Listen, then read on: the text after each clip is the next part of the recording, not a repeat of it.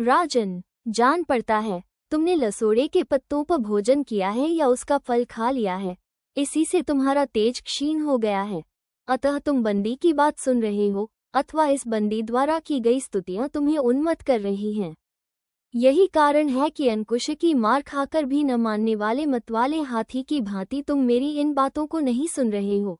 28। जनक ने कहा, ब्रह्मा, मैं आपकी दिव्य एवं अलौकिक वाणी सुन रहा हूँ। आप साक्षात दिव्य स्वरूप हैं। आपने शास्त्रार्थ में बंदी को जीत लिया है। आपकी इच्छा अभी पूरी की जा रही है।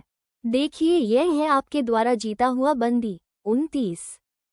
अष्टावक्र बोले, महाराज, इस बंदी के जीवित रहने से मेरा कोई प्रयोजन नहीं है। यदि इसके पिता वरुण देव हैं तो उनके पास जाने के लिए इसे निश्चय ही जलाशय में डुबो दीजिए। 30। बंदी ने कहा, राजन, मैं वास्तव में राजा वरुण का पुत्र हूँ, अतः जल में डुबाए जाने का मुझे कोई भय नहीं है। ये अष्टावक्र दीर्घकाल से नष्ट हुए अपने पिता कहोड को इसी समय देखेंगे। 31।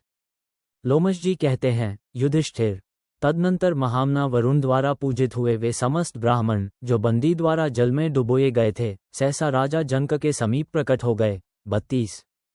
उस समय कहो ने कहा, जनकराज, लोग इसीलिए अच्छे कर्मों द्वारा पुत्र पाने की इच्छा रखते हैं, क्योंकि जो कार्य मैं नहीं कर सका उसे मेरे पुत्र ने कर दिखाया। 33। जनकराज, कभी कभी निर्बल के भी बलवान, मूर्ख के भी पंडित तथा अज्ञानी के भी ज्ञानी पुत्र उत्पन्न हो जाता है। 34।